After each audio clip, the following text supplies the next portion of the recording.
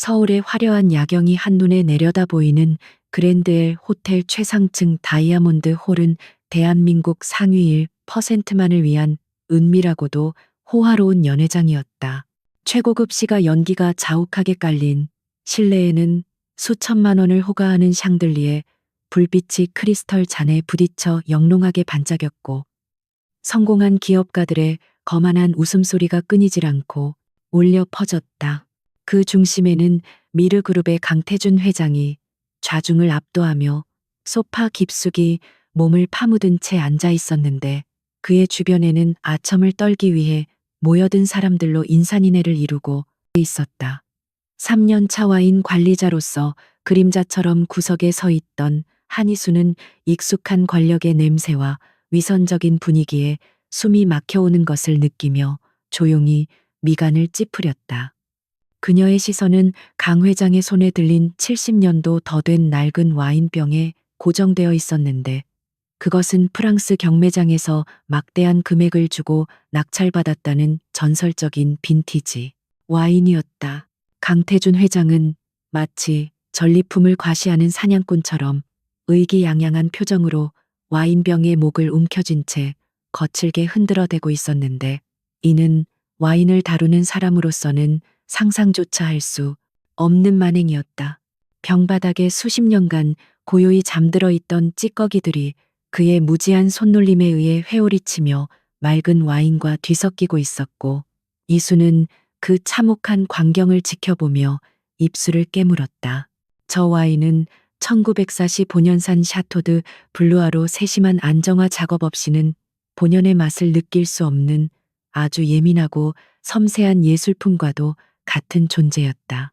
하지만 강 회장은 그것을 마치 편의점에서 산 소주병을 다루듯 함부로 대하고 있었고, 이대로라면 곧 코르크 마개를 따는 순간 돌이킬 수 없는 참사가 벌어질 것이 불을 보듯 뻔했다. 참다 못한 이수는 결국 자신의 위치를 망각하고 본능적으로 발걸음을 옮겨 사람들 사이를 헤치고 테이블 앞으로 다가갔다.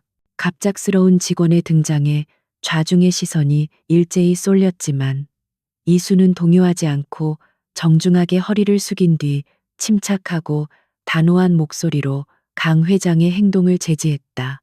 그녀는 회장님께서 들고 계신 그 와인은 오랜 세월을 견딘 만큼 코르크가 매우 약해져 있어서 일반적인 방식으로는 개봉할 수 없으며 침전물이 가라앉을 때까지 기다려야 한다고 설명했다. 그녀의 말은 지극히 상식적이고 전문적인 조언이었지만, 이미 술기운과 자만심에 취해 있던 강 회장의 귀에는 건방진 하급 직원의 훈계로 들릴 뿐이었다. 연회장 안에는 순식간에 찬물을 끼얹은 듯한 정적이 감돌았고, 즐거웠던 분위기는 삽시간에 얼어붙어 숨소리조차 내기 힘든 긴장감이 감돌기 시작했다. 강 회장은 흔들던 손을 멈추고 천천히 고개를 돌려 자신의 흥을 깬 감히 상상도 못한 불청객을 싸늘한 눈초리로 노려보았다. 강 회장의 얼굴은 모욕감으로 붉게 달아올랐고, 그는 옆에 서서 안절부절못하고 있는 호텔 총지배인을 향해 당장 이따위 교육도 안 된 직원을 내보내라며 고래고래 소리를 질렀다.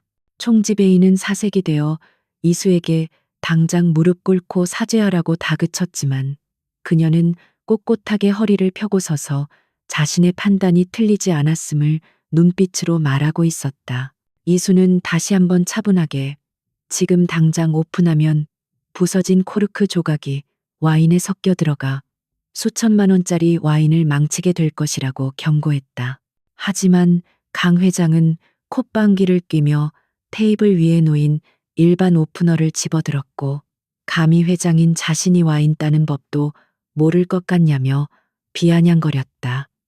그는 이수의 경고를 보란듯이 무시하며 말라비틀어진 코르크 정중앙에 스크루를 거칠게 박아 넣고는 힘으로 비틀어 올리기 시작했다. 우려했던 일은 너무나도 빠르게 현실이 되었는데, 바싹 마른 코르크는 강 회장의 무식한 힘을 이기지 못하고 바스라지며 병 안으로 처참하게 무너져 내렸다. 툭 하는 소리와 함께 코르크 가루들이 붉은 액체 위로 눈처럼 쏟아져 내리자 주변에서 지켜보던 사람들의 입에서는 탄식이 흘러나왔지만 아무도 감히 말을 꺼내지는 못했다. 완벽하게 망가진 와인을 보며 잠시 멍해져 있던 강 회장은 곧 자신의 실수를 인정하는 대신 폭발적인 분노를 이수에게 쏟아내기로 마음먹은 듯했다. 그는 병에 담겨 있던 와인을 잔에 따르는 대신 그대로 들어올려 이수의 얼굴을 향해 거침없이 뿌려버렸다. 짙붉은 와인이 그녀의 단정한 유니폼과 하얀 얼굴을 타고 피처럼 흘러내렸고 바닥 대리석 위로 툭툭 떨어지는 소리만이 적막한 홀을 채웠다. 강태준 회장은 빈병을 바닥에 내동댕이 치며 네가 재수가 없어서 귀한 와인을 망쳤다며 당장 내 눈앞에서 꺼지고 다시는 이 바닥에 발도 붙이지 못하게 만들겠다고 악담을 퍼부었다. 와인을 뒤집어 쓴 채 모욕적인 언사를 듣고 있는 이수의 모습은 처량하기 그지없었지만 정작 그녀의 표정은 놀라울 정도로 차분하고 냉정했다. 그녀는 얼굴에 묻은 와인을 손등으로 닦아내며 코끝에 스치는 향을 맡았고 이미 보관 상태가 엉망이라 산화가 진행되어 식초처럼 변해버린 와인의 상태를 단번에 파악했다. 어차피 죽어버린 와인이었기에 강 회장의 돈은 처음부터 허공으로 날아간 것이나 다름없었지만 굳이 그 사실을 말해줄 가치조차 느끼지 못했다. 이수는 젖은 안경을 벗어 주머니에 넣고 흐트러짐 없는 자세로 강 회장을 똑바로 응시했다. 그녀의 눈동자 깊은 곳에서 뿜어져 나오는 서늘한 기운에 강 회장은 순간적으로 등골이 오싹해짐을 느꼈지만 애써 그 느낌을 무시하며 경호원들을 불러 끌어내라고 소리쳤다. 이수는 경호원들이 다가오기 전에 스스로 가슴에 달린 명찰을 떼어 테이블 위에 조용히 올려놓았는데 그 동작 하나하나에는 묘한 기품과 위엄이 서려 있었다. 그녀는 더 이상 이곳의 직원이 아니라는 듯 총지배인이나 강 회장에게 고개를 숙이지 않고 당당하게 뒤를 돌아서 출구를 향해 걸어나갔다. 붉은 얼룩으로 엉망이 된 뒷모습이었지만 그 발걸음에는 한치의 망설임도 없었고 오히려 패배자는 뒤에 남겨진 강 회장인 것처럼 보였다. 문이 닫히는 순간까지도 그녀는 뒤를 돌아보지 않았고 연 회장 안에는 찜찜한 기분과 함께 망가진 와인 냄새만이 진동했다. 호텔을 빠져나온 이수는 차가운 밤 공기를 맞으며 한강변을 따라 무작정 걷기 시작했고 강바람이 젖은 옷을 파고들어 살을 애는 듯했지만 마음속에서 타오르는 불길은 식 않았다. 그녀가 분노한 것은 자신에게 쏟아진 모욕 때문만이 아니라 와인이라는 고귀한 문화를 돈과 권력의 과시용 도구로 전락시킨 그들의 천박함 때문이었다. 와인 한 방울에는 만드는 이의 땀과 기다림 그리고 역사가 담겨 있건만 그들은 그것을 단지 비싼 액체로만 취급했다. 이수는 강변 편의점 앞 플라스틱 의자에 앉아 캔맥주를 들이키며 씁쓸한 웃음을 지었고 과거 프랑스 보르도에서 전설적인 소믈리에 스텔라로 불리며 찬사를 받던 시절을 떠올렸다.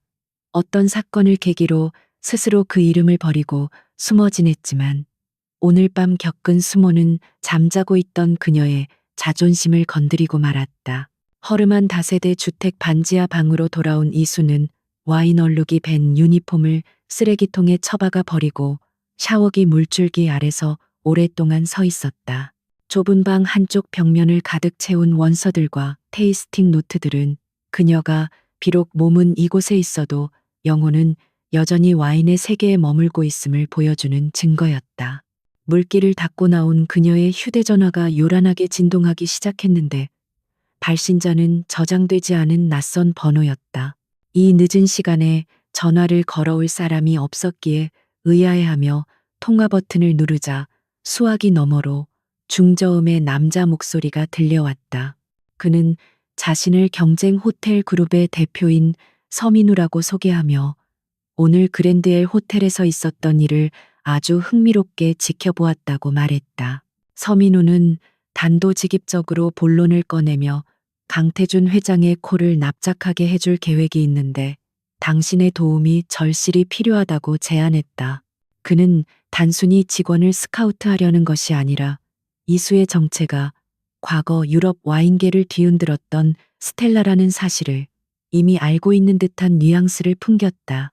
이수는 잠시 침묵을 지키며 책상 위에 놓인 낡은 소믈리에 나이프를 만지작거렸고 거울 속에 비친 자신의 눈빛이 예전의 날카로움을 되찾고 있음을 느꼈다.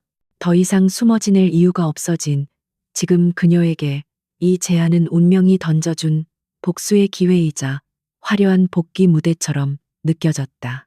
이수는 입가에 미소를 띠며 수화기에 대고 짧고 명확하게 대답했다. 제가 그 판에 끼어들죠. 단 조건은 모든 방식은 제가 결정합니다.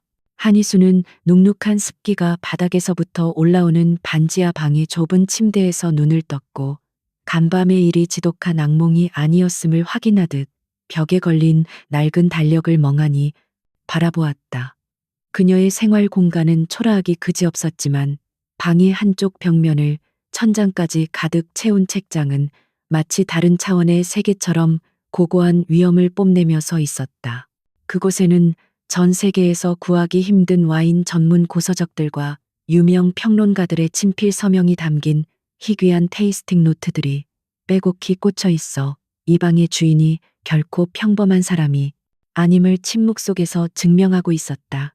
이수는 침대에서 일어나 익숙한 손놀림으로 책장 가장 구석에 있는 낡은 가죽 양장본을 조심스럽게 꺼내 들었는데 그것은 프랑스 유학 시절 그녀가 직접 기록했던 전설적인 빈티지들에 대한 분석 일지였다. 손끝에 닿는 가죽의 거친 질감이 그녀를 화려했던 과거의 기억 속으로 순식간에 끌고 들어갔고 가슴 한구석이 릿해져 오는 것을 느꼈다. 과거 유럽 와인계에서 동양인이라는 편견을 철저히 실력으로 깨부수고 신의 미각이라 불리며 혜성처럼 등장했던 천재 소믈리에 스텔라가 바로 그녀의 숨겨진 정체였다. 당시 그녀가 내뱉는 한마디는 와인 경매가를 좌지우지할 정도로 막강한 영향력을 가졌으나 예상치 못한 가족의 비극적인 사고와 업계의 시기, 어린 모함으로 인해 모든 명예를 뒤로하고 한국으로 도피하듯 돌아와야만 했다. 그녀는 자신의 천부적인 재능이 불행을 불러왔다고 믿으며 철저히 신분을 숨기고 그랜드엘 호텔의 말단 관리자로 죽은 듯이 살아왔지만 강태준 회장의 오만방자한 만행은 그녀가 억눌러왔던 자존심을 건드리고 잠들어 있던 야성을 깨우고 말았다. 이수는 거울 속에 비친 초라하고 지친 자신의 모습을 노려보며 더 이상 과거의 그림자에 숨어 도망치지 않겠다고 다짐했고 이제는 세상 밖으로 나가 자신의 진가를 증명할 때가 왔음을 직감했다. 약속 장소인 청담동의 한 프라이빗 라운지로 향하는 이수의 발걸음에는 전날과는 다른 비장함마저 감돌았고 그녀는 허름한 옷차림 대신 옷장 깊숙이 보관해 두었던 정갈한 검은색 정장을 꺼내 입었다. 서민우 대표가 알려준 장소는 간판도 없이 소수의 회원제로만 운영되는 클럽이었는데 입구에서부터 풍겨오는 분위기는 강태준의 그랜드엘 호텔이 보여주는 천박한 화려함과는 차원이 다른 절제된 세련미를 갖추고 있었다. 직원의 정중한 안내를 받아 들어선 룸 안에는 은은한 조명 아래 서민우 대표가 먼저 도착해 있었고 그는 인기척을 느끼자마자 자리에서 일어나 정중하게 고개를 숙여 그녀를 맞이했다. 그의 태도에는 갑과 을의 고용 관계가 아닌 진정한 전문가에 대한 깊은 예우가 담겨 있었기에 이수는 처음으로 타인에 대한 경계심을 조금 허물고 그가 내민 맞은편 의자에 조용히 착석했다. 서민우는 날씨나 기분 따위를 묻는 잡다한 인사치레를 과감히 생략하고 테이블 위에 놓인 태블릿 PC를 이수 쪽으로 밀어주며 화면 가득 띄워진 오래된 프랑스 와인 잡지의 기사를 보여주었다. 그 빛바랜 기사 속에는 젊은 시절의 이수가 국제 소믈리에 대회에서 우승 트로피를 거머쥐고 환하게 웃고 있는 사진이 실려 있었고, 기사 제목은 동양에서 온 기적 스텔라라고 선명하게 적혀 있었다. 민우는 차분하고 신뢰감 있는 목소리로 자신이 오랫동안 와인 사업을 구상하며 전설적인 소믈리에를 찾고 있었고, 우연히 그랜드엘 호텔 연회장에서 그녀를 발견했을 때 자신의 눈을 의심했다고 솔직하게 고백했다. 그는 강태준 회장이 그녀의 진가를 알아보지 못하고 끔찍한 모욕을 준 것은 그에게는 천재일우의 기회이자 엄청난 행운이라며 부드럽지만 힘있는 어조로 말했다. 그의 눈빛은 단순히 사업적인 이익을 쫓는 장사꾼의 탐욕스러운 것이 아니라 진정으로 와인을 사랑하고 가치를 아는 사람만이 가질 수 있는 순수한 열정으로 빛나고 있었다. 민우는 분위기를 바꿔 이번 주말에 열릴 예정인 아시아 최대 규모의 와인 경매 행사에 대한 내부 정보를 공유하며 강태준 회장이 그곳에서 벌일 무모하고 과시적인 계획에 대해 설명하기 시작했다. 미르그룹은 최근 횡령 의혹과 잇따른 주가 하락으로 인해 흉흉해진 여론을 잠재우기 위해 이번 경매에서 가장 비싼 낙찰가를 기록하며 세간의 이목을 돌리려는 화려한 쇼를 준비하고 있다는 것이었다.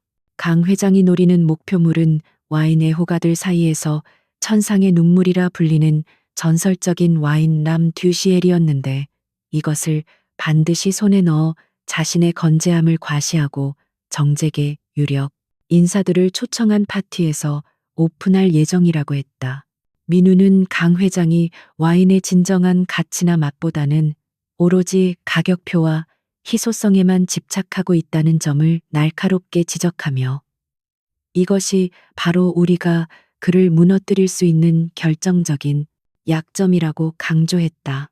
람듀 시엘이라는 이름을 듣는 순간 이수의 입가에는 묘한 미소가 번졌고, 그녀는 마치 오래된 친구의 치명적인 비밀을 떠올리는 듯한 표정으로 찻잔을 만지작거렸다.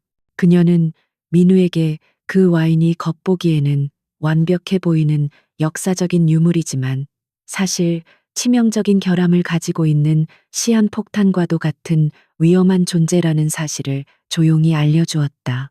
해당 빈티지는 생산 당해의 급격한 기상이변으로 인해 포도의 당도가 일정하지 않았고, 특정 병입 과정에서 미세한 박테리아 오염이 발생했을 가능성이 학계에서 꾸준히 제기되어 온 논란의 중심에 있는 물건이었다.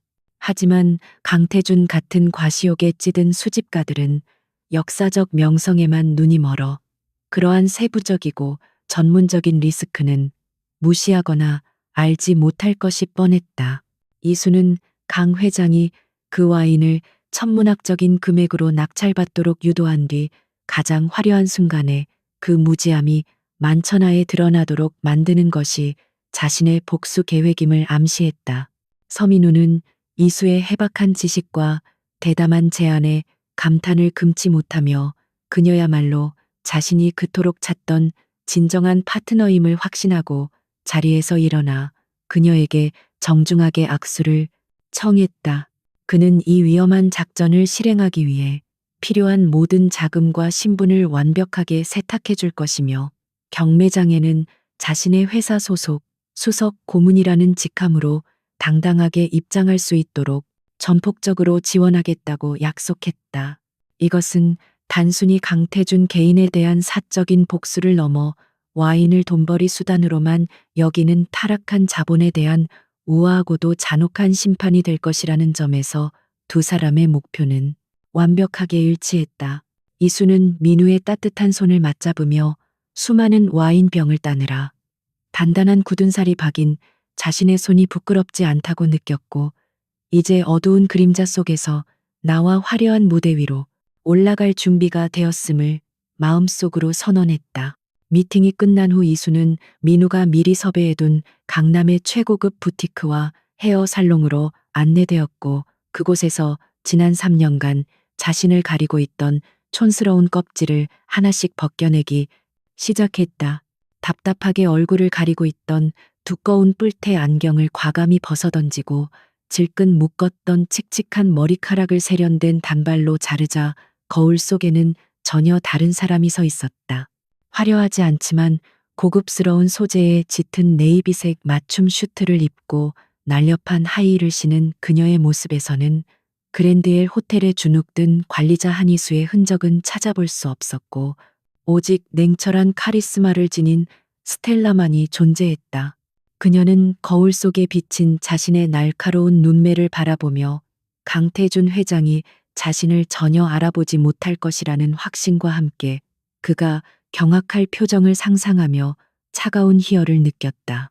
한편 서민우의 은밀한 정보망을 통해 경매장에 나올 람듀시엘에 대한 거짓 정보가 업계 관계자들 사이로 빠르게 퍼져나가기 시작했고 이는 강태준 회장의 승부욕을 자극하는 완벽한 미끼가 되었다. 경쟁사인 서민우가 그 와인을 차지하기 위해 막대한 자금을 준비하고 있다는 소문을 일부러 흘리자 예상대로 강 회장은 격분하며 무슨 수를 써서라도 그 와인을 가로채라고 비서진을 닥달하기 시작했다. 그는 자신이 가진 정보력과 자본이 대한민국 최고라고 자부했지만 사실은 이수와 민우가 정교하게 짜놓은 거대한 거미줄 속으로 제 발로 걸어 들어오고 있다는 사실을 까맣게 모르고 있었다. 사무실에 앉아 실시간으로 상황을 보고받는 이수는 태블릿 화면 속 강 회장의 동선을 체크하며 와인 한 잔을 여유롭게 흔들었고 그 붉은 액체는 곧 다가올 핏빛 복수극의 서막을 알리는 듯했다. 결전의 날이 밝아오자 서울 도심의 컨벤션 센터는 아시아 각국에서 몰려든 부호들과 수많은 취재진으로 북새통을 이루었고 화려한 리무진 행렬이 꼬리에 꼬리를 물고 이어졌다. 이수는 서민우의 에스코트를 받으며 VIP 전용 입구를 통해 행사장으로 들어섰는데 그녀의 등장은 마치 여왕의 귀환처럼 주위의 공기를 압도하는 묵직한 존재감을 발산했다. 멀리서 강태준 회장이 수행원들에게 둘러싸여 거만하게 입장하는 모습이 보였지만 이수는 조금도 동요하지 않고 그저 차가운 미소로 그를 응시할 뿐이었다. 오늘 밤이 지나면 저 오만한 남자는 자신의 인생에서 가장 비싼 수업료를 치르게 될 것이며 그 수업을 진행할 교과는 다름 아닌 그가 짓밟았던 여자라는 사실을 뼈저리게 깨닫게 될 것이다. 서울의 중심부에 위치한 더 헤리티지 옥션 하우스는 오늘 밤 대한민국에서 가장 많은 돈이 흐르는 곳이라고 해도 과언이 아닐 만큼 뜨거운 열기로 가득 차 있었다. 평소에는 미술품이나 고가구를 주로 다루는 곳이었지만 오늘은 특별히 아시아 최대 규모의 와인 경매가 열리는 날이었기에 정재계의 거물들이 속속들이 모습을 드러내고 있었다.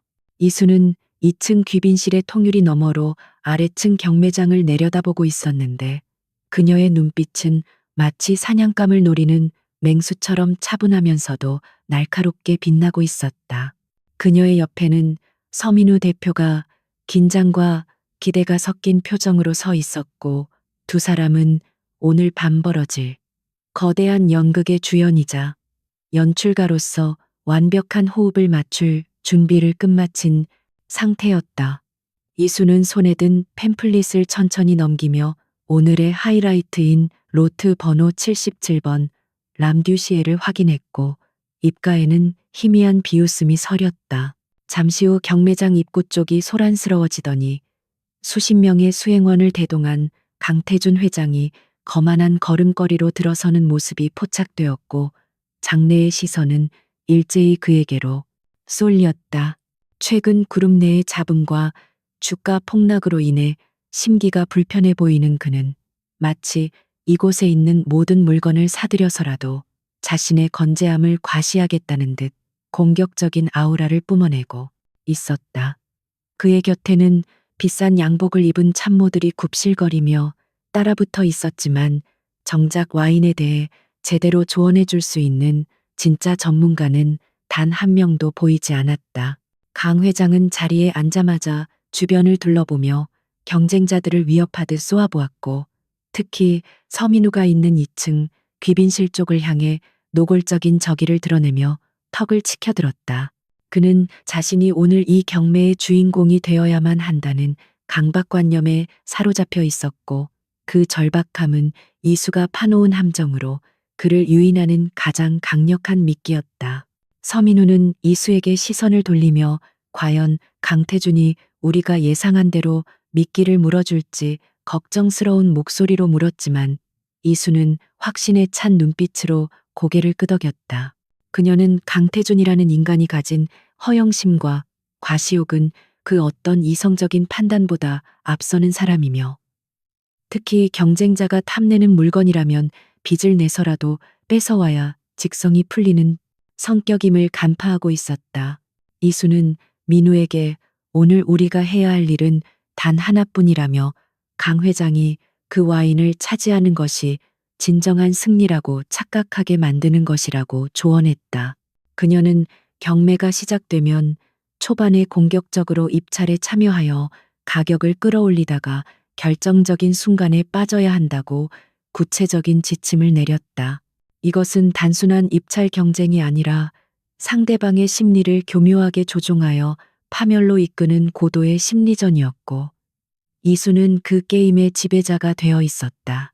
오늘의 주인공인 람듀시엘은 1945년 프랑스의 작은 수도원에서 극소량만 생산되어 천상의 눈물이라는 별명이 붙은 전설적인 와인으로 알려져 있었다. 경매 카탈로그에는 이 와인이 완벽한 보관 상태를 유지하고 있으며 현존하는 마지막 한 병이 될지도 모른다는 화려한 수식어들이 가득 적혀 있어 수집가들의 침샘을 자극했다. 하지만 이수는 그 화려한 명성 뒤에 숨겨진 치명적인 결함을 알고 있는 전 세계에서 몇 안 되는 전문가 중 한 명이었다. 1945년 당시 해당 수도원 지역에는 수확 직전에 예기치 못한 폭염과 습도가 닥쳐 특정 오크통에서 미세한 박테리아 번식이 일어났다는 기록이 고문서에 아주 작게 남아 있었다. 대다수의 와인은 폐기되었으나 일부가 외부로 유출되어 전설로 포장되었고 겉보기에는 멀쩡하지만 코르크를 여는 순간 썩은 냄새를 풍기는 시한폭탄과도 같은 존재가 바로 저 와인이었다. 이수는 민우에게 이 사실을 다시 한번 상기시키며 강태준이 가져가게 될 것은 수십억 원짜리 승리의 트로피가 아니라 썩은 포도주가 담긴 예쁜 쓰레기일 뿐이라고 냉소적으로 말했다. 민우는 이수의 방대한 지식과 정보력에 다시 한번 감탄하며 그녀가 왜 전설적인 소믈리에로 불렸는지 뼈저리게 실감할 수 있었다. 그는 즉시 자신의 비서에게 연락하여 작전대로 움직일 것을 지시했고 경매장 곳곳에 심어둔 바람잡이들에게 신호를 보냈다. 그들은 쉬는 시간마다 화장실이나 흡연실에서 서민우 대표가 이번 경매의 사활을 걸었으며 특히 람듀시에를 낙찰받아 대통령 주최 만찬에 내놓을 계획이라는 헛소문을 은밀하게 퍼뜨리기 시작했다.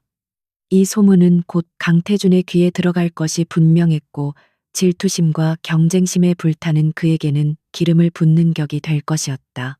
예상대로 휴식 시간이 되자 강태준의 수석 비서가 사색이 되어 회장에게 귓속말을 전하는 모습이 이수의 눈에 포착되었고 강 회장의 표정은 순식간에 험악하게 일그러졌다.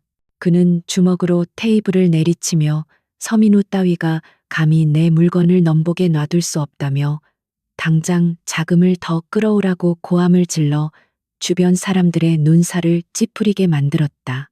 강 회장은 자신이 정보전에서 승리했다고 착각하고 있었지만 사실은 이수가 던져준 가짜 정보를 덥석 물어버린 꼴이었고 그의 판단력은 이미 흐려질 대로 흐려져 있었다. 그는 전문가들의 조언을 구하는 대신 오로지 돈의 힘으로 상대를 찍어 누르겠다는 무식하고도 위험한 전략을 선택했고 이는 이수가 가장 바라던 바였다. 이수는 유리창 너머로 씩씩거리는 강 회장을 바라보며 와인잔을 가볍게 흔들었고 붉은 와인이 만드는 소용돌이는 곧 강 회장을 집어삼킬 운명의 소용돌이와 닮아 있었다. 경매가 재개되기 직전 서민우와 이수는 로비로 내려가 일부러 강태준과 마주치는 상황을 연출했는데 이는 그를 더욱 자극하기 위한 마지막 단계였다. 민우를 발견한 강태준은 거드름을 피우며 다가와 비아냥거리는 어조로 호텔 나부랭이가 이런 귀한 자리에 와서 물을 흐린다며 시비를 걸었다.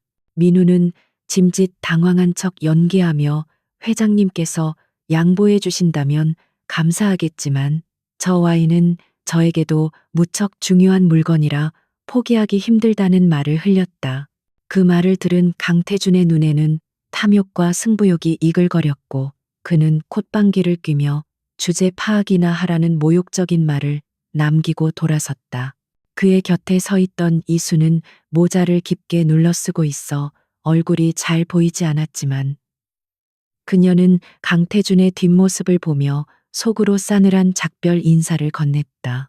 경매가 본격적으로 시작되자 장내는 팽팽한 긴장감에 휩싸였고 수억 원을 호가하는 와인들이 차례로 낙찰되면서 분위기는 점차 고조되어 갔다. 사회자의 목소리가 높아질수록 사람들의 흥분도 함께 올라갔지만 이수는 그 모든 소란 속에서도 차분함을 유지하며 오로지 다가올 결정적인 순간만을 기다리고 있었다. 그녀는 과거 자신이 사랑했던 와인이 인간의 욕심에 의해 어떻게 망가지는지 수없이 목격해 왔기에 이번 사건을 통해 그들에게 경종을 울리고 싶다는 사명감마저 느끼고 있었다. 와인은 마시는 사람의 품격에 따라 그 가치가 달라지는 법인데 강태준 같은 자에게는 아무리 좋은 와인도 그저 알코올 섞인 설탕물에 불과할 뿐이었다. 드디어 사회자가 오늘의 하이라이트인 람듀시엘의 등장을 알리자 장내는 숨을 죽였고 스포트라이트가 단상 위에 낡은 와인 병을 비추었다. 경매 시작가가 선언되자마자 곳곳에서 패들이 올라왔지만 가격은 순식간에 치솟아 초반부터 치열한 경쟁이 펼쳐졌다. 서민우는 이수의 신호에 따라 적극적으로 가격을 부르며 강태준을 압박했고 강 회장 역시 질세라 가격을 높이며 따라붙었다. 두 사람의 핑퐁 게임이 계속될수록 가격은 상상을 초월하는 수준으로 뛰어올랐고 장내의 다른 입찰자들은 혀를 내두르며 하나둘씩 포기하기 시작했다. 강태준은 얼굴이 붉게 상기된 채 비서가 말리는 것도 뿌리치고 계속해서 패를 들어 올렸는데 그의 눈에는 이미 이성이라곤 찾아볼 수 없었다.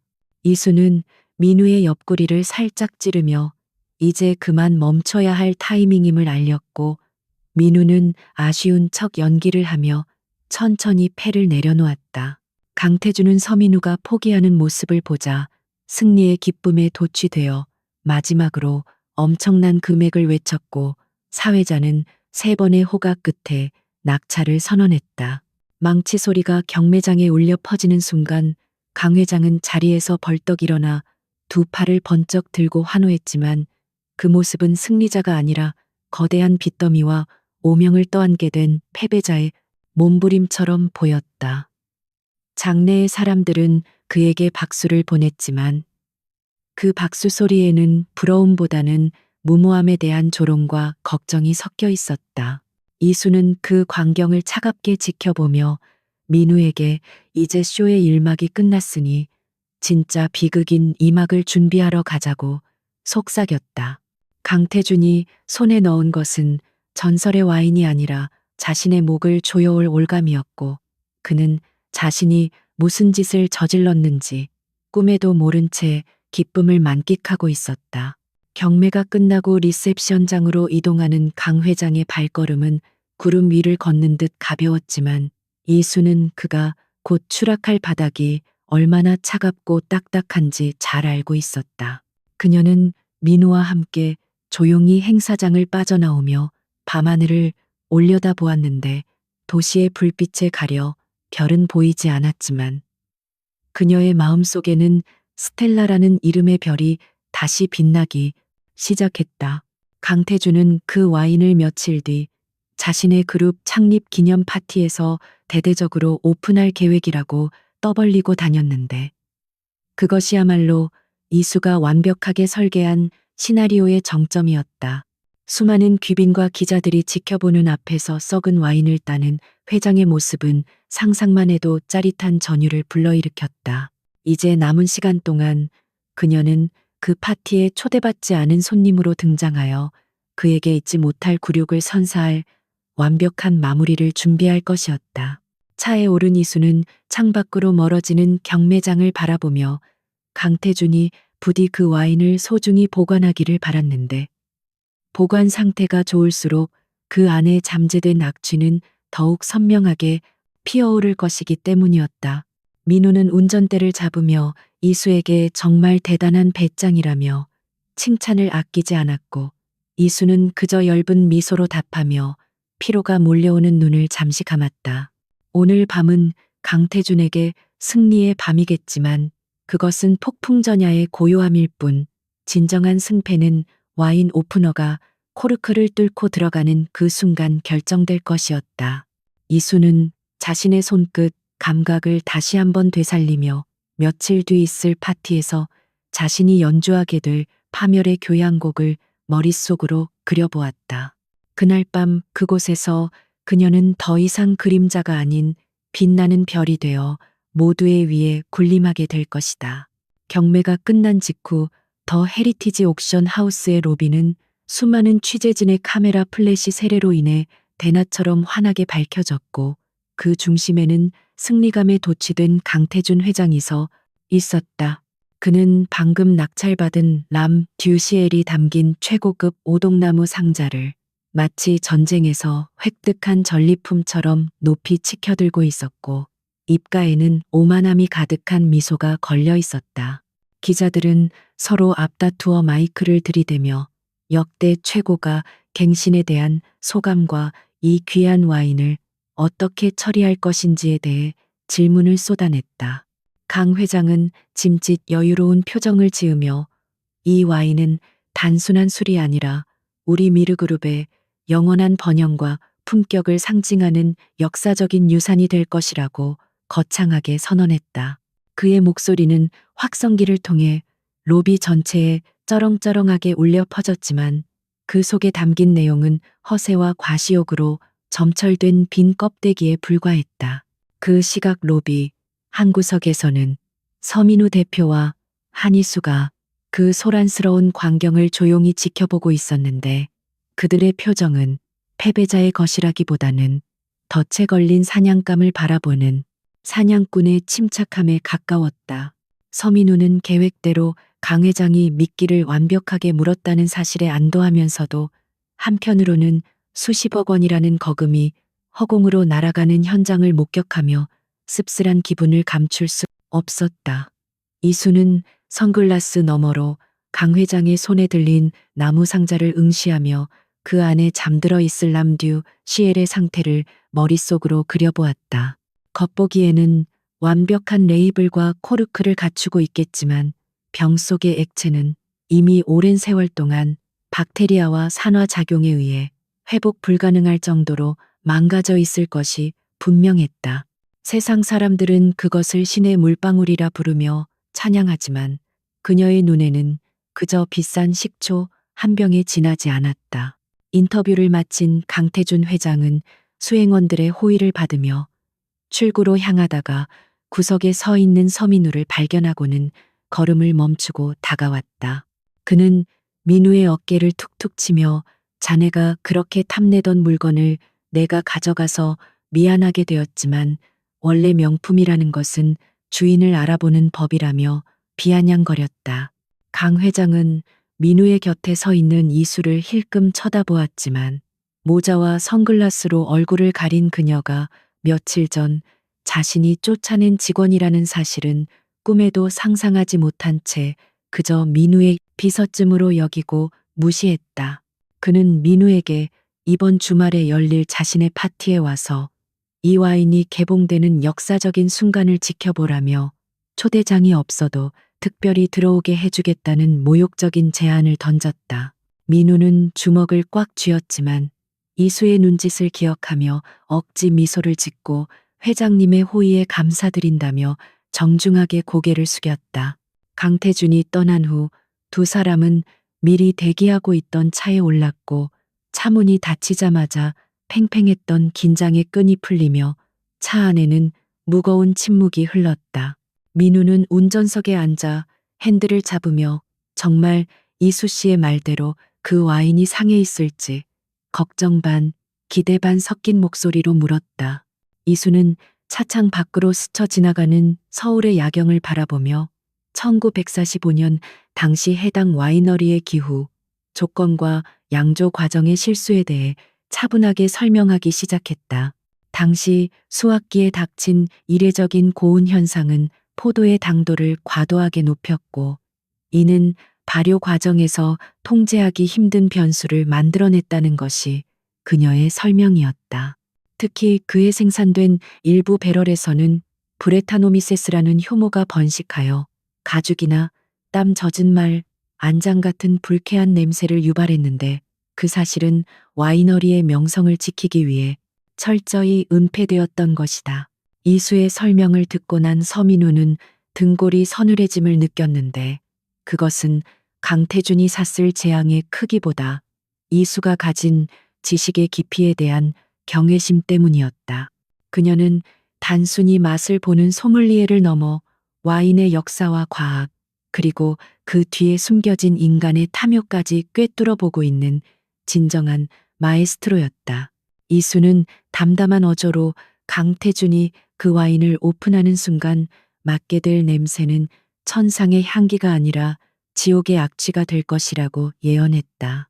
그리고 그 악취는 단순히 코를 찌르는 것을 넘어 미르그룹이라는 거대한 성을 무너뜨리는 트리거가 될 것이라고 덧붙였다.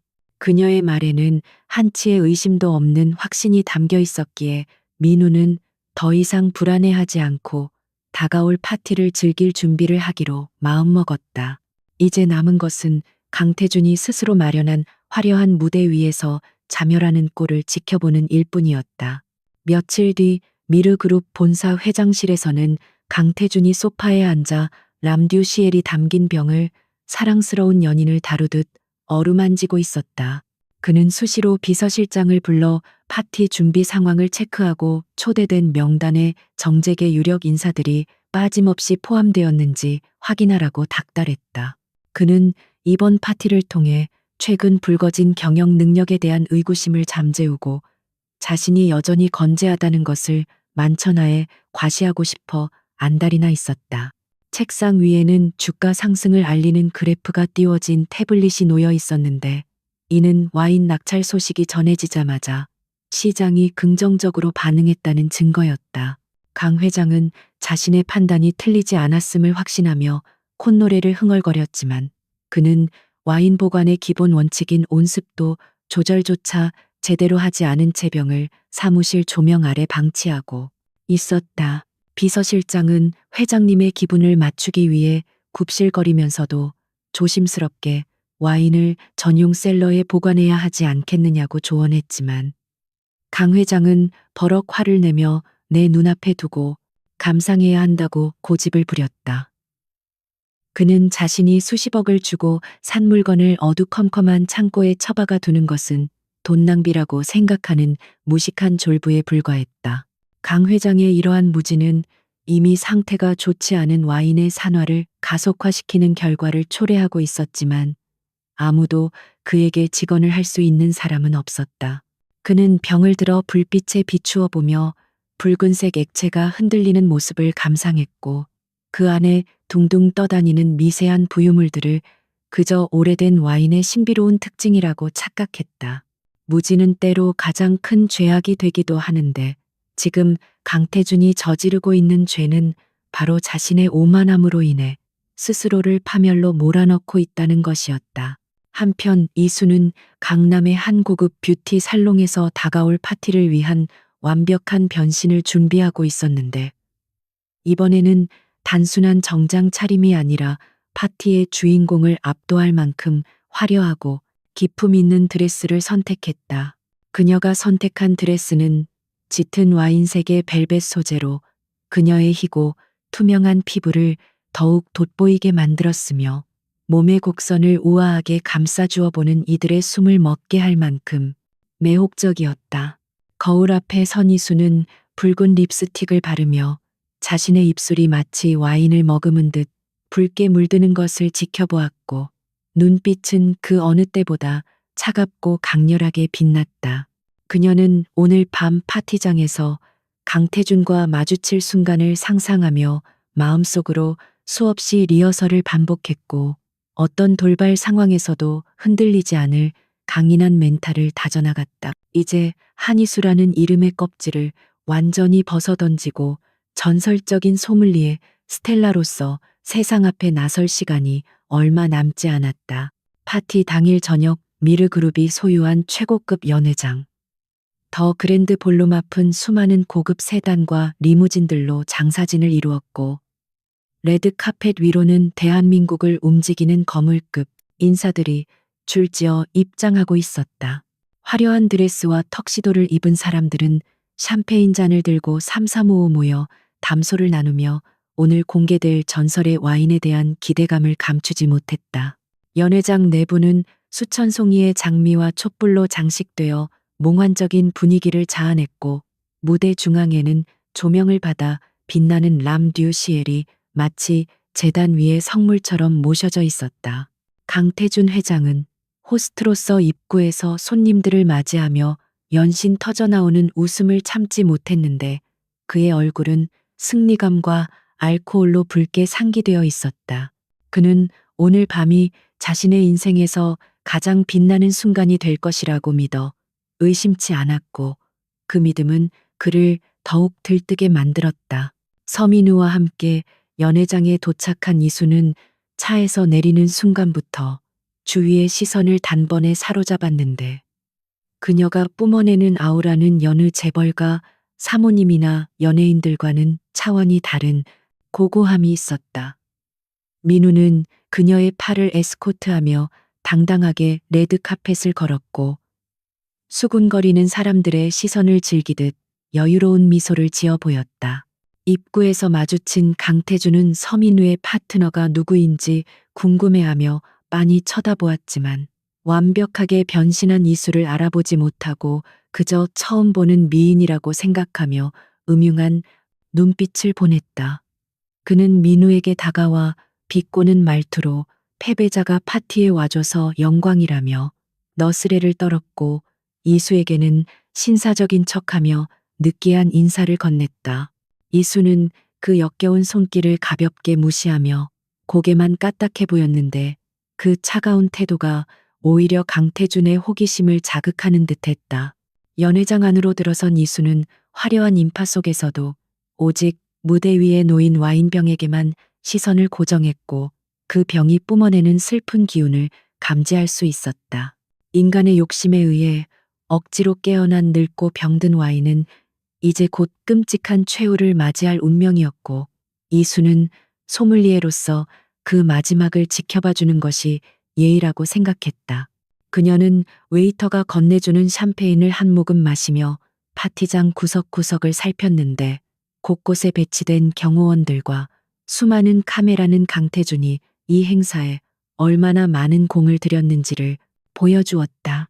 하지만 그 철통 같은 보안도 와인 병 속에서 자라난 미생물의 반란은 막을 수 없을 것이며 카메라들은 강 회장의 영광이 아닌 몰락의 순간을 전 세계로 송출하게 될 것이었다. 시간이 흐를수록 파티의 열기는 고조되었고 사람들은 빨리 전설의 와인을 개봉하라고 재촉하기 시작했다. 드디어 사회자가 마이크를 잡고 행사의 하이라이트인 람듀 시엘의 개봉식을 알리자 장내는 일순간 정적에 휩싸였고 모든 조명이 무대 중앙으로 집중되었다.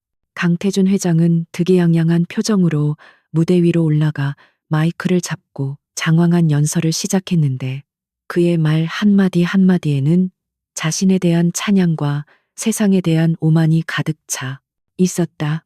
그는 자신이 이 와인을 구하기 위해 얼마나 많은 노력을 했는지 그리고 이것이 미르그룹의 위상을 어떻게 높여줄 것인지에 대해 떠벌렸지만 정작 와인에 대한 진정한 이해나 존중은 찾아볼 수 없었다. 이수는 군중 속에 섞여 팔짱을 낀 채 그 우스꽝스러운 1인극을 지켜보며 입가에 싸늘한 미소를 머금었다. 이제 곧 저 오만한 입에서 비명이 터져나올 것이고 그 소리는 그녀가 들어본 그 어떤 음악보다 감미로울 것이었다. 강 회장은 연설을 마치고 직접 와인을 오픈하겠다며 소믈리에 나이프를 집어들었는데 그 폼은 여전히 엉성하고 불안해 보였다. 그는 며칠 전 호텔에서 이수에게 지적받았던 것은 까맣게 잊은 채 또다시 힘으로 코르크를 비틀어 열려는 무식한 동작을 취했다. 전문 소믈리에가 대기하고 있었음에도 불구하고 자신의 손으로 직접 따는 모습을 보여주어 영웅이 되고 싶은 욕심이 앞섰기 때문이었다. 이수는 그 모습을 보며 고개를 가로저었고 옆에 있던 민우에게 이제 쇼타임이 시작되었다고 작게 속삭였다. 스크루가 코르크 깊숙이 밝히는 소리가 마이크를 통해 증폭되어 들려왔고 사람들은 숨을 죽이며 그 역사적인 순간을 지켜보았다. 하지만 그들은 모르고 있었다. 지금 강태준이 돌리고 있는 것은 와인 오프너가 아니라 자신의 파멸을 알리는 시계 태엽이라는 사실을. 강태준 회장의 거친 손놀림에 의해 억지로 끌려 나온 코르크 막에는 펑 하는 경쾌한 소리 대신 푸석하고 부서지는 둔탁한 비명을 지르며 병입구에서 떨어져 나갔다.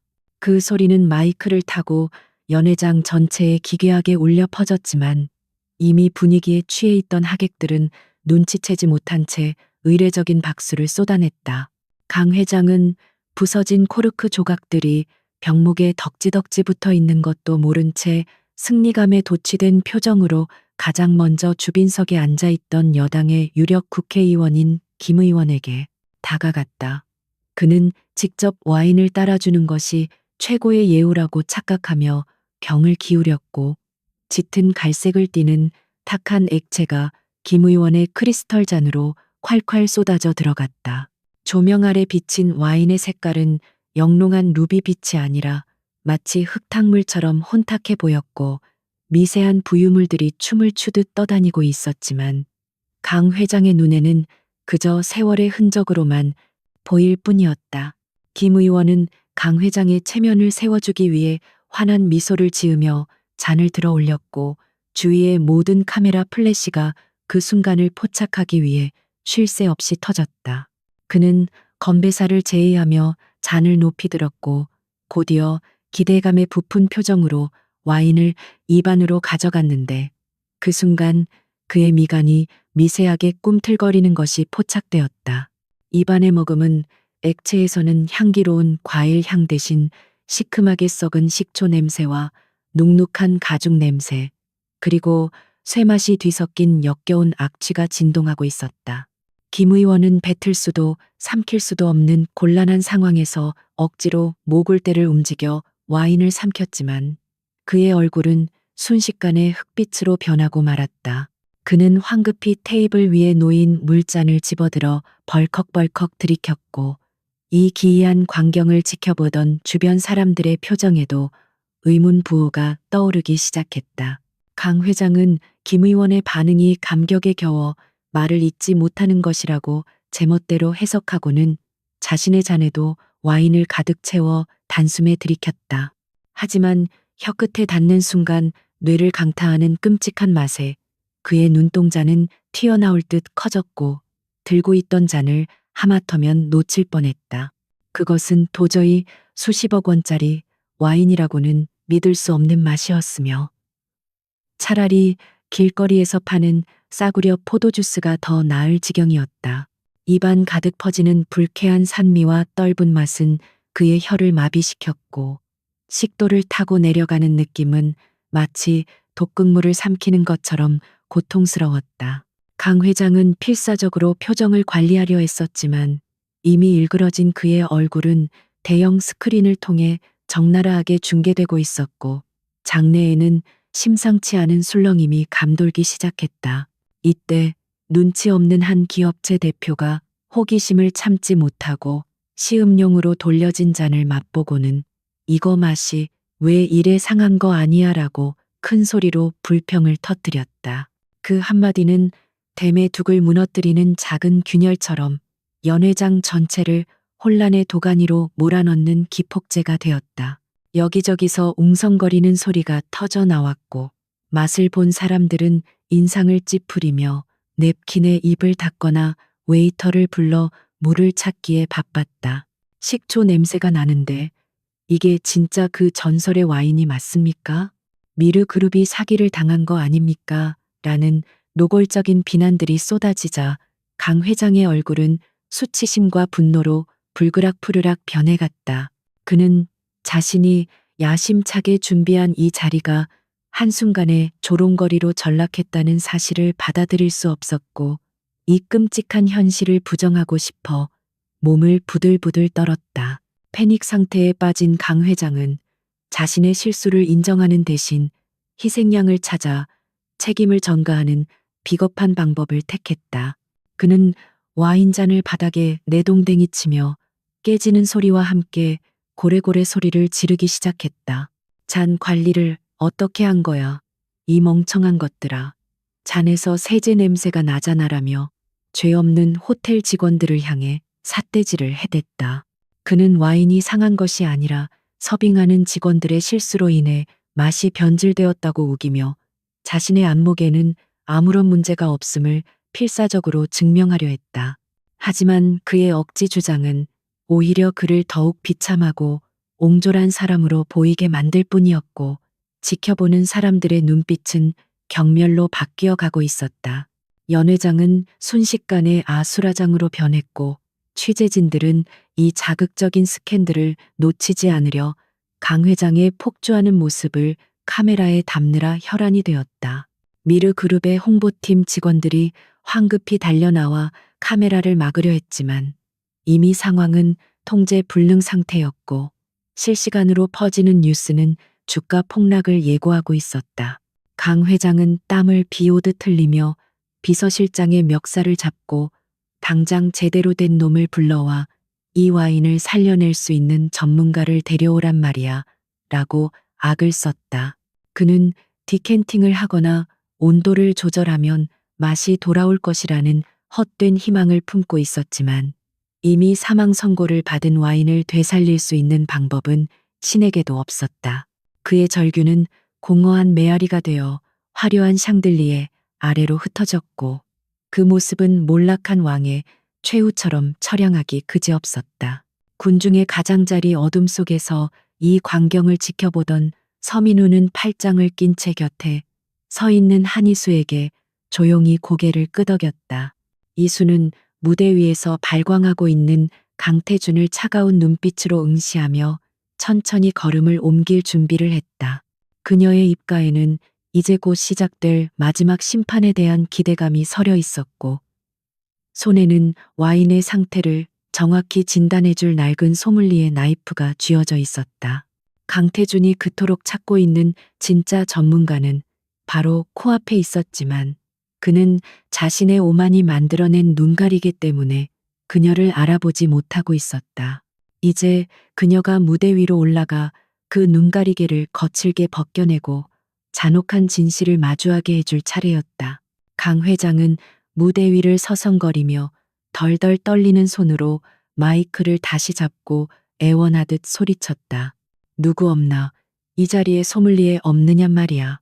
이 귀한 와인의 진가를 알아볼 수 있는 수준 높은 소믈리에가 있다면 당장 앞으로 나오시오.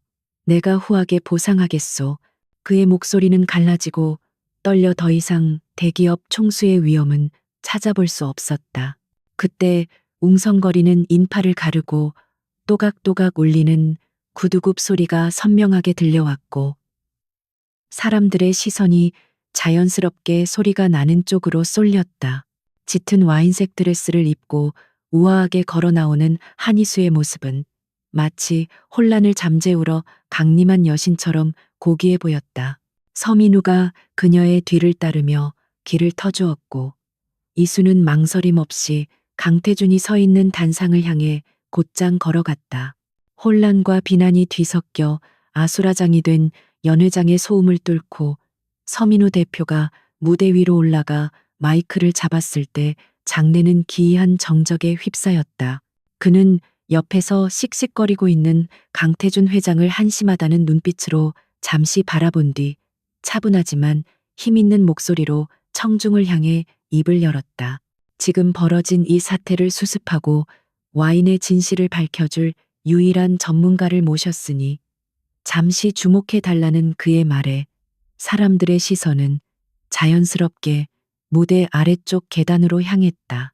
그곳에는 짙은 버건디색 드레스를 입은 한희수가 조명을 받으며 서 있었는데 그녀의 등장은 마치 오페라의 프리마돈나가 무대에 오르는 것처럼 극적이고 압도적인 분위기를 자아냈. 그녀는 천천히 계단을 올라 강 회장의 맞은편에 섰고 그 우아한 자태와 냉철한 표정은 흥분해서 날뛰던 강 회장의 추한 모습과 극명한 대조를 이루며 좌중을 압도했다. 강태준 회장은 눈앞에 나타난 여자가 누구인지 전혀 알아보지 못한 채 그저 서민우가 데려온 구원투수라고 생각하며 지푸라기라도 잡는 심정으로 그녀에게 매달렸다. 그는 땀으로 범벅이 된 얼굴을 들이밀며 당신이 누구든 상관없으니 제발 이 와인이 멀쩡하다는 것을 증명해 주거나 맛을 되살려 놓으라고 애원하듯 소리쳤다. 만약 이 사태를 해결해 준다면 원하는 만큼의 보수를 지급하겠다는 그의 말에는 여전히 돈이면 무엇이든 해결할 수 있다는 천박한 자본주의적 사고방식이 깔려 있었다. 강 회장은 그녀가 며칠 전 자신이 쫓아냈던 그 말단 직원일 것이라고는 꿈에도 상상하지 못했는데 이는 안경을 벗고 화려하게 치장한 그녀의 외모 탓도 있었지만 무엇보다 그가 아랫사람의 얼굴 따위는 기억할 가치조차 없다고 여기는 오만한 인간이었기 때문이었다. 이수는 강 회장의 비굴한 제안에 대꾸할 가치도 없다는 듯 차가운 미소로 답하고는 테이블 위에 놓인 문제의 와인병을 향해 손을 뻗었다. 그녀는 흰 장갑을 낀 손으로 병목을 조심스럽게 잡고 조명에 비추어 보았는데 그 동작 하나하나에는 오랜 세월 숙련된 전문가만이 보여줄 수 있는 절제된 아름다움이 배어 있었다. 그녀는 병바닥에 깔린 짙은 침전물과 코르크가 부서져 내린 병 입구의 참혹한 상태를 확인하고는 나지막이 혀를 찼다. 이미 사망 선고가 내려진 시체를 검시하는 검시관처럼 그녀는 냉정하게 와인의 상태를 분석했고 그 모습을 지켜보는 하객들은 숨을 죽인 채 그녀의 입에서 나올 판결만을 기다리고 있었다. 강 회장은 초조한 듯 마른 침을 삼키며 그녀의 눈치를 살폈지만 이수의 시선은 오직 죽어버린 와인에만 고정되어 있었다. 이수는 깨진 잔 대신 새 와인잔을 가져오게 하여 병에 남은 소량의 와인을 따랐고 잔을 휘둘리지 않은 채 그대로 코를 가져다 대고 향을 맡았다. 그녀는 잔을 내려놓으며 마이크를 향해 또렷하고 명징한 목소리로 이 와인은 이미 병입된 지 얼마 지나지 않아 사망한 상태였다고 단호하게 선언했다. 장내가 술렁거리는 가운데 그녀는 1945년 당시의 기상기록과 양조일지를 인용하며 그의 여름의 이상고온이 포도의 당도를 비정상적으로 높였고 이는 불안정한 발효로 이어졌음을 전문 용어를 섞어가며 유창하게 설명했다. 특히 이 병은 보관 과정에서 치명적인 열화 현상을 겪어 와인의 영혼이라 할 수 있는 아로마가 모두 증발하고 식초의 주성분인 초산만이 남아있게 된 것이라고 덧붙였다. 그녀의 설명은 너무나 논리적이고 구체적이어서 그 자리에 있던 누구도 반박할 엄두를 내지 못했다. 강 회장은 자신의 수십억 원이 허공으로 날아갔다는 사실을 인정할 수 없어 얼굴이 시뻘개진 채로 말도 안 되는 소리 하지 말라며 고래고래 악을 썼다. 그는 세계적인 경매장에서 보증한 물건인데 네가 감히 뭘 안다고 짓거리냐며 그녀의 전문성을 깎아내리려 시도했다. 하지만 이수는 전혀 동요하지 않고 차분한 목소리로 경매장의 보증서는 와인의 진품 여부를 증명할 뿐 맛과 상태까지 보증하지는 않는다는 맹점을 꼬집었다. 그리고 결정적으로 그녀는 강 회장의 눈을 똑바로 응시하며 가장 큰 문제는 와인을 다루는 주인의 무지함이라고 일갈했다. 아무리 좋은 와인이라도 주인이 그 가치를 알아보지 못하고 폭력적으로 다루면 그 순간 생명력을 잃게 되는데, 회장님은 며칠 전 호텔에서도 그리고 오늘도 와인을 살해했다는 충격적인 발언을 던졌다. 호텔이라는 단어가 나오자 강태준 회장의 눈동자가 심하게 흔들리기 시작했고, 그의 뇌리에 며칠 전 그랜드엘 호텔 VIP 룸에서 있었던 불쾌한 기억이 스치고 지나갔다. 와인병을 흔들지 말라고 경고하던 촌스러운 안경잡이 여직원의 모습과 눈앞에 서 있는 화려하고 기품 있는 여성의 모습이 겹쳐지며 혼란스러워하는 기색이 역력했다. 이수는 그 틈을 놓치지 않고 한 걸음 더 다가서며 결정적인 한마디를 던졌다. 코르크가 약하니 아소, AH소, 오프너를 사용해야 한다고 제가 분명히 말씀드렸을 텐데요. 그 목소리의 톤과 억양은 며칠 전 그가 모욕을 주며 쫓아냈던 그 직원의 것과 완벽하게 일치했다. 순간 강 회장의 머릿속에서 퍼즐 조각이 맞춰지며 등줄기에 소름이 끼치는 전율이 일었다. 강 회장은 믿을 수 없다는 듯 뒷걸음질 치며 덜덜 떨리는 손가락으로 이수를 가리켰고, 입술은 파르르 떨려 제대로 된 말을 잇지 못했다.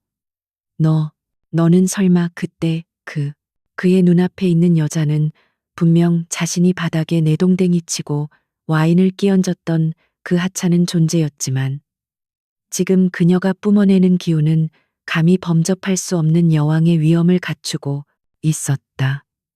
그는 자신이 무시하고 짓밟았던 사람이 사실은 자신보다 훨씬 더 높은 곳에서 자신을 내려다보고 있었다는 사실에 엄청난 충격과 공포를 느꼈다.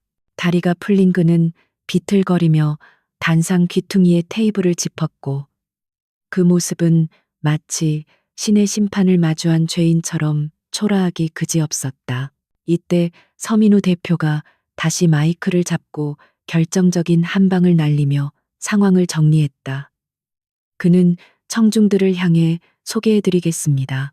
이분은 과거 프랑스 보르도에서 동양의 기적이라 불리며 전설적인 기록을 남기셨던 천재 소믈리에 바로 스텔라님이십니다. 라고 외쳤다. 스텔라라는 이름이 호명되자 연회장은 거대한 충격의 도가니에 빠졌고, 와인의 호가들 사이에서 신화처럼 전해지던 전설의 인물이 바로 눈앞에 있다는 사실에 사람들은 경악을 금치 못했다. 곳곳에서 탄성이 터져 나왔고, 취재진들의 카메라는 미친 듯이 이수를 향해 플래시를 터뜨렸다.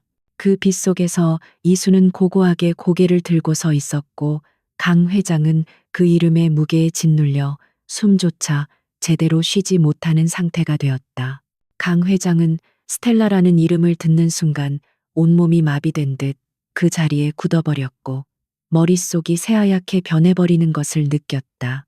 그는 와인 사업을 확장하기 위해 수년 동안 그토록 찾아 헤매던 전설의 소믈리에가 바로 자신이 며칠 전 쓰레기 취급하며 해고했던 직원이라는 사실을 받아들이기 힘들었다.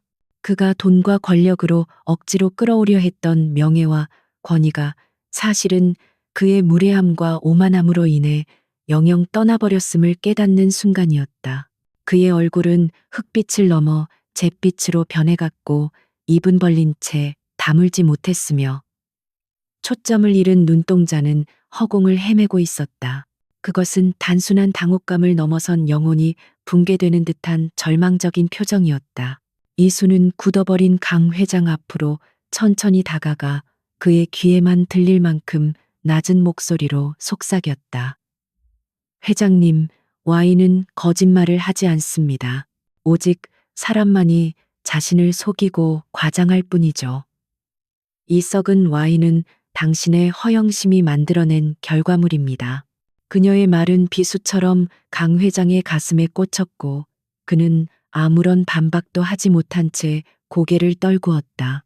이수는 그를 비웃듯 가볍게 목례를 한 뒤 우아하게 몸을 돌려 무대 아래로 내려갔다. 그녀의 뒤로 남겨진 강 회장은 화려한 파티장의 조명 아래서 세상에서 가장 고독하고 비참한 동상이 되어 서 있을 뿐이었다. 이수가 레드카펫을 밟으며 퇴장하는 길 양옆으로 사람들이 홍해처럼 갈라지며 그녀에게 경의를 표하는 눈빛을 보냈다. 그녀는 더 이상 숨어야 할 도망자도 무시당하는 직원도 아닌 자신의 이름을 되찾은 진정한 주인공이었다. 서민우가 흐뭇한 표정으로 그녀의 뒤를 따랐고 두 사람은 뒤도 돌아보지 않고 연회장을 빠져나갔다. 그들의 등 뒤에서는 강 회장의 몰락을 알리는 수군거림과 플래시 소리만이 요란하게 울려 퍼지고 있었지만 이수에게는 그것이 승리의 축포처럼 들렸다. 그녀는 문을 나서며 밤하늘의 공기를 깊이 들이마셨고 비로소 길었던 복수의 여정이 끝나가고 있음을 실감했다. 그날 밤에 화려했던 파티가 끝나고 다음 날 아침이 밝아오자 미르그룹과 강태준 회장을 둘러싼 세상은 완전히 뒤집혀 있었다. 모든 조간신문의 일면 톱기사는 썩은 와인을 마시고 추태를 부리는 강 회장의 일그러진 얼굴로 도배되었고 인터넷 포털 사이트의 검색어 순위는 미르그룹 주가 폭락과 스텔라의 정체라는 키워드가 장악하고 있었다. SNS와 유튜브에서는 강 회장이 호텔 직원을 모욕하고 쫓아내는 장면과 파티장에서 한희수에게 꼼짝없이 당하는 영상이 교차 편집되어 빠르게 퍼져나갔고 대중들은 거대 재벌의 갑질과 무지에 대해 신랄한 조롱과 비난을 쏟아냈다. 주식시장이 열리자마자 미르그룹의 주가는 하한가로 직행했고 주요 주주들과 이사회 멤버들은 긴급회의를 소집하여 강 회장의 경영 일선 퇴진을 요구하는 성명서를 발표하기에 이르렀다. 그토록 견고해 보였던 강태준의 왕국은 단 하룻밤 사이에 모래성처럼 무너져 내리고 있었다. 외부와의 연락을 모두 끊고 회장실에 틀어박힌 강태준은 바닥에 널브러진 신문 뭉치와 폭락하는 주식 그래프가 띄워진 모니터를 멍하니 바라보며 손을 떨고 있었다. 그의 책상 위에는 비서실장이 올려두고 간 사직서들이 수북이 쌓여 있었고 그토록 아끼던 최고급 양주병들은 깨진 채 바닥을 뒹굴며 지독한 알코올 냄새를 풍기고 있었다. 그는 자신이 도대체 어디서부터 잘못된 것인지 이해할 수 없었고 억울함과 분노 그리고 걷잡을 수 없는 공포가 뒤섞여 이성을 마비시키고 있었다. 수십 년간 쌓아온 자신의 권위와 명성이 고작 와인 한 병과 젊은 여자 하나 때문에 박살이 났다는 사실을 도저히 받아들일 수 없었던 그는 현실을 부정하며 고함을 질러댔다. 하지만 텅 빈 사무실에는 그의 비명소리만이 공허하게 메아리칠 뿐 아무도 그의 곁에 남아 위로해주는 사람은 없었다. 궁지에 몰린 쥐가 고양이를 물듯 강태준의 머릿속에는 터무니없는 망상이 피어오르기 시작했는데 그것은 바로 한희수를 매수하여 사태를 수습하겠다는 헛된 희망이었다. 그는 스텔라라는 이름이 가진 막강한 영향력을 역이용하여 그녀가 어제 파티에서 한 말이 사실은 퍼포먼스의 일환이었다고 정정 인터뷰를 하게 만든다면 여론을 뒤집을 수 있을 것이라고 착각했다. 돈이면 귀신도 부릴 수 있다고 믿어온 그는 즉시 금고를 열어 백지수표를 꺼내들었고 수행비서에게 당장 한희수의 행방을 찾으라고 닥달했다. 비서는 난색을 표하며 그녀가 현재 서민우 대표의 보호 아래 있어 접근이 쉽지 않다고 보고했지만 강 회장은 듣지 않고 당장 차를 대기시키라고 소리쳤다. 그는 자신의 자존심을 굽히는 한이 있더라도 일단 이 위기만 넘기면 훗날 반드시 그녀에게 몇 배로 되갚아 주겠다는 비열한 다짐을 하며 비틀거리는 몸을 일으켰다. 한편 한희수는 서민우가 마련해준 한강이 내려다 보이는 조용한 오피스텔에서 창밖을 바라보며 모처럼 찾아온 평온을 만끽하고 있었다. 그녀의 손에는 와인잔 대신 따뜻한 차가 들려 있었고 테이블 위에는 짐을 정리하던 상자들이 놓여 있었는데 이는 그녀가 이제 과거의 짐을 내려놓고 새로운 시작을 준비하고 있음을 의미했다. 지난 며칠간 벌어진 일들은 마치 폭풍우처럼 휘몰아쳤지만 그 끝에 남은 것은 파괴가 아니라 정화된 마음과 되찾은 자아였다. 서민우는 그녀의 곁에 앉아 미르그룹의 상황을 전해주며 강태준이 곧 찾아올 것 같다고 예고했지만 이수의 표정에는 두려움이나 긴장감 대신 담담한 여유가 흘렀다. 그녀는 이미 강태준이라는 사람이 가진 바닥을 보았기에 더 이상 그가 두렵지 않았고 오히려 그가 어떤 추한 모습으로 나타날지 마지막으로 확인하고 싶은 호기심마저 일었다. 예상대로 얼마 지나지 않아 오피스텔에 인터폰이 울렸고 경비실을 통해 강태준 회장이 찾아왔다는 연락이 왔다. 서민우는 돌려보내려 했지만 이수는 고개를 저으며 그를 들여보내라고 지시했고 마지막 매듭은 직접 짓고 싶다는 의사를 내비쳤다. 잠시 후 문이 열리고 들어선 강태준의 몰골은 며칠 전 파티장에서 보았던 위풍당당한 모습과는 딴판으로 초라하고 늙어 보였다. 헝클어진 머리와 풀린 넥타이, 그리고 충혈된 눈동자는 그가 겪고 있는 극심한 스트레스를 그대로 보여주고 있었지만 그의 눈빛 깊은 곳에는 여전히 버리지 못한 오만함의 불씨가 남아 있었다. 그는 방 안에 서 있는 서민우를 노려보며 잠시 비켜달라고 요구했지만 민우는 팔짱을 낀 채 이수의 곁을 지키며 꿈쩍도 하지 않았다. 강태준은 어색한 헛기침을 하며 이수에게 다가가 짐짓 부드러운 목소리로 지난번 일은 자신이 과민해서 벌어진 실수였다며 사과하는 신용을 했다. 그는 품 안에서 백지수표를 꺼내 테이블 위에 올려놓으며 자신이 원하는 것은 단 하나 어제의 발언을 취소하고 그 와인은 사실 훌륭했지만 보관상의 문제로 일시적인 맛의 변질이 왔을 뿐이라고 인터뷰해 주는 것이라고 제안했다. 그는 이 수표에 원하는 금액을 얼마든지 적어 넣으면 평생 놀고 먹을 수 있게 해주겠다며 돈으로 그녀의 양심과 전문성을 사려 했다. 강 회장은 세상의 모든 것에는 가격표가 붙어 있다고 믿는 사람이었기에 이수 역시 거절할 수 없는 금액 앞에서는 무릎을 꿇을 것이라고 확신하고 있었다. 그의 입가에는 비굴하면서도 탐욕스러운 미소가 번졌고 그 모습은 와인보다 더 역겨운 악취를 풍기고 있었다. 한이수는 테이블 위에 놓인 백지수표를 물끄러미 바라보다가 피식 웃음을 터뜨렸는데 그 웃음소리는 너무나 맑고 청하에서 듣는 사람을 더욱 부끄럽게 만들었다. 그녀는 천천히 고개를 들어 강 회장의 눈을 똑바로 응시하며 회장님은 여전히 아무것도 배우지 못하셨군요. 라고 차갑게 일갈했다. 와인은 단순히 포도를 발효시킨 술이 아니라 만드는 사람의 철학과 마시는 사람의 태도가 어우러져 완성되는 예술이며 그 가치는 수표 따위로 매길 수 있는 것이 아니라고 설명했다. 그녀는 수표를 집어들어 강 회장의 눈앞에서 천천히 반으로 찢어버렸고 종이가 찢어지는 날카로운 소리는 방 안의 정적을 가르며 강 회장의 마지막 희망마저 산산조각 내버렸다.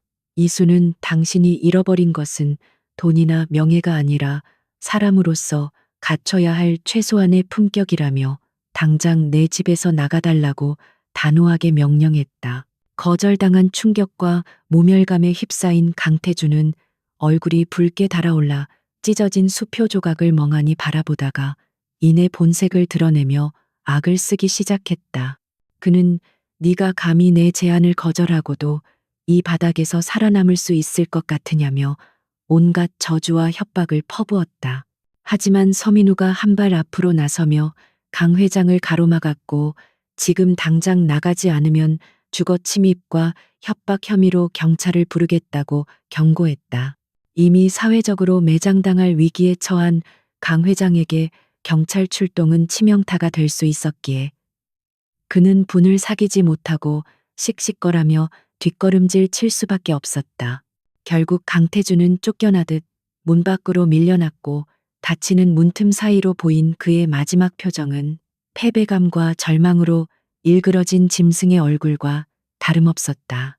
강태준이 사라진 후 방 안에는 다시 평온한 침묵이 찾아왔고 이수는 창문을 활짝 열어 탁한 공기를 환기시켰다. 들어오는 신선한 바람과 함께 그녀의 가슴 속에 남아있던 마지막 앙금도 깨끗이 씻겨 내려가는 듯한 기분을 느꼈다. 서민우는 그녀에게 괜찮으냐고 물었지만 이수는 오히려 그 어느 때보다 홀가분한 표정으로 이제 진짜 시작이라며 환하게 웃어 보였다. 그녀는 더 이상 과거의 영광이나 상처에 얽매이지 않고 자신의 실력과 소신으로 새로운 길을 개척해 나갈 준비가 되어 있었고 서민우라는 든든한 파트너가 곁에 있어 두려울 것이 없었다. 두 사람은 서로를 마주보며 말하지 않아도 통하는 깊은 신뢰를 확인했고 앞으로 펼쳐질 미래에 대한 기대감으로 눈빛을 반짝였다. 몇 달 후 서울의 한적한 골목길에 간판도 없는 작은 와인바가 문을 열었는데 그곳은 아는 사람만 찾아올 수 있는 비밀스러운 공간이었다. 화려한 인테리어도 없고 값비싼 빈티지 와인도 진열되어 있지 않았지만 이곳은 오픈하자마자 와인 애호가들 사이에서 성지로 불리며 예약이 끊이지 않았다.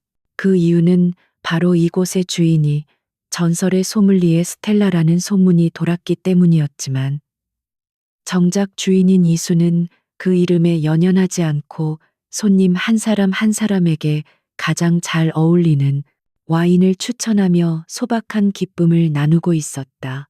그녀는 더 이상 수천만 원짜리 와인을 감별하는 심판자가 아니라 와인을 통해 사람들의 마음을 위로하고 이야기를 들어주는 친구가 되어 있었다. 가게 한쪽 구석에는 강태준 사건을 다룬 신문 기사가 스크랩되어 있었지만 이제 그것은 그저 지나간 해프닝이자 술안주 거리에 불과했다. 어느 늦은 밤 마지막 손님이 떠나고 가게 문을 닫으려던 참에 익숙한 발걸음 소리와 함께 서민우가 들어왔다. 그는 며칠 전 해외 출장에서 돌아와 피곤한 기색이 역력했지만 손에는 편의점 비닐 봉지가 들려 있었다. 민우는 이수에게 씩 웃어 보이며 봉지 안에서 10,000원짜리 저가와인 한 병과 치즈 한 조각을 꺼내 테이블 위에 올려놓았다. 그는 오늘같이 피곤한 날에는 이런 편한 술이 최고라며 너스레를 떨었고 이수는 그런 그가 귀엽다는 듯 미소를 지으며 잔 2개를 가져왔다. 값비싼 크리스털 잔이 아닌 투박한 유리잔이었지만 두 사람이 마주 앉은 그 공간은 그 어떤 호텔 스위트룸보다 아늑하고 따뜻했다.